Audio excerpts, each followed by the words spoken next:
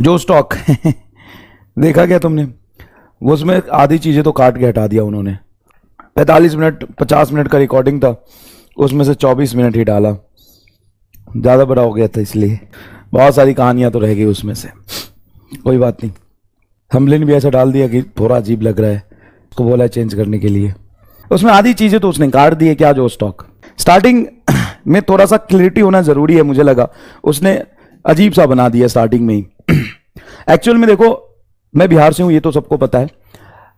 हम लोग राजपूत फैमिली से आते हैं, लेकिन जो मेरे दादाजी थे ना, वो जाति प्रथा और धर्म के बिल्कुल खिलाफ थे। अब थे वो कास्ट सिस्टम और रिलीजन में विश्वास बिल्कुल भी नहीं करते थे। और वो बचपन से ही हमें भगत सिंह, चंद्रशेखर आजाद, खुदीराम बोस की कहानियां सुनाते रहते थे जब हम छोटे थे। तो एक और इंपॉर्टेंट बात, हमारे घर में ना आज भी देखोगे तो बड़ी बड़ी मूर्तियां और फोटो लगी है इनकी, भगत सिंह की, चंद्रशेखर आजाद की। और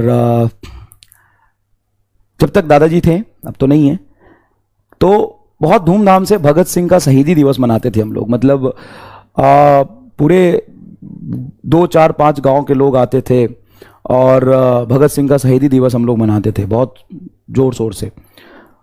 और हम लोग राजपूत थे, लेकिन हम लोग कास्ट और रिलीजन किसी चीज को नहीं मानते थे, तो हम इन सब चीजों के अगेंस्ट थे। और 90s में ये सब चीजें बिहार में बहुत ज्यादा डोमिनेटिंग थी, तो जिसके वजह से किसी मतलब हत्याकांड और मर्डर केस में क्या हुआ कि मेरे दादाजी को गलत तरीके से फंसा दिया गया, जिसके वजह से उनको जेल जाना पड़ा था। तो जेल क्यों जाना पड़ा ये तो उनको मेंशन करना चाहिए था ना, यही उसने काट दिया। तो वो क्या था कि वो इन सब चीजों के अगेंस्ट थे, वो छोटे जाति कास्ट के लोगों के लिए, और जो मतलब सामाजिक टाइप थे थोड़ा सा। तो उसके वजह से क्या होता था कि अपने ही लोग, अपने ही कास्ट के लोग उनसे मतलब नफरत करते थे, और बहुत ज़्यादा हाई लेवल पे चीज़ें खराब हो गई थी। तो किसी का मर्डर हुआ था, बहुत पुरानी कहानी है, किसी 2 लोगों के बीच की कहानी थी, और उसमें मेरे दादाजी को गलत तरीके से फंसा दिया गया। हालांकि बाद में वो जेल से बरी भी हो गए, लेकिन मतलब निकल भी गए। 2 साल जेल में रहते वो, इस वजह से 2 ढाई साल तक वो उस जेल से निकल गए, और बेल भी मिला उनको, और बाद में केस खारिज भी हो गया, और बाइज्जत बरी भी हो गए। लेकिन तब तक सब कुछ खराब हो गया था। तो ऐसा था कुछ।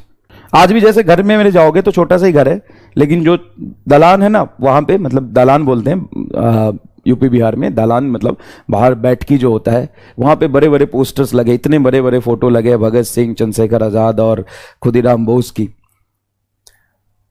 है ना। कॉमरेड टाइप थे, है ना। भगत सिंह को अगर तुम नहीं जानते हो तो वो कॉमरेड थे, वो भी कास्ट सिस्टम और रिलीजन पे भरोसा नहीं करते थे। कई लोग भगत सिंह को बहुत मानते हैं, लेकिन उनको जानते नहीं है। तो मैं आपको बता दूं, भगत सिंह भी कॉमरेड थे, है ना।